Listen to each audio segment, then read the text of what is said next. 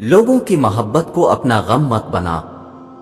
سامعین و ناظرین السلام علیکم، آج ایک نئے ویڈیو لے کر آپ کی پیش گزارش ہے کہ آپ میرے چینل کو سبسکرائب کریں۔ لوگوں کی محبت کو اپنا غم مت بنا۔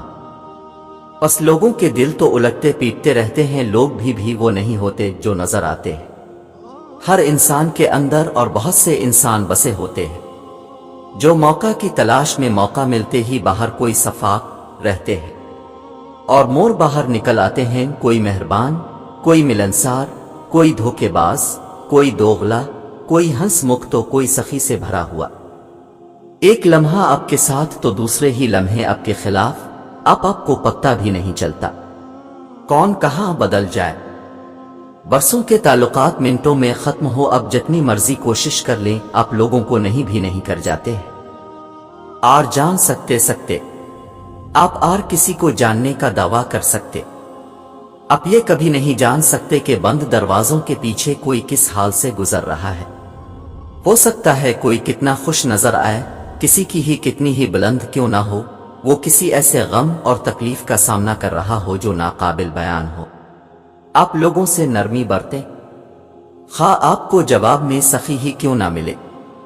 درگزر کرنا سیکھیں، اپنی امیدوں کو صرف اور صرف اللہ پاک سے وابستہ کر لیں۔ آپ محبت اور پیار کا پیغام دیں۔ ہم اپنے آپ کو اللہ کے احکامات کے تابع کرنے کے لیے ہی اس دنیا میں آئے ہیں، اور جب وہ بہتر نہیں دیتا تو بہترین سے نوازتا ہے۔ کبھی کبھی انسان کا دل کسی چیز کے لیے بہت تڑپتا ہے، اتنا کہ اس کے لیے صبر کرنا بھی مشکل ہو جاتا ہے۔ انسان ہر روز اس چیز کو حاصل کرنے کے لیے ہر اس لمحے دعا کرنے کی کوشش کرتا ہے جو لمحہ دعا کے لیے افضل ہے، اور اس کی آنکھیں اپنی مانگی گئی دعا کے قبول ہونے کے انتظار میں ہر روز ادھر تکتی رہتی ہیں، اور یہ تو بھول ہی جاتی ہیں کہ اللہ نے ہر چیز کو عطا کرنے کا ایک مخصوص اور بہترین وقت مقرر کر رکھا ہے۔ ہمیں یاد رکھنا چاہیے کہ اگر ہمیں کسی چیز کو حاصل کرنے کی اتنی چاہت ہے تو اس چاہت کرنے والے دل کا مالک کون ہے؟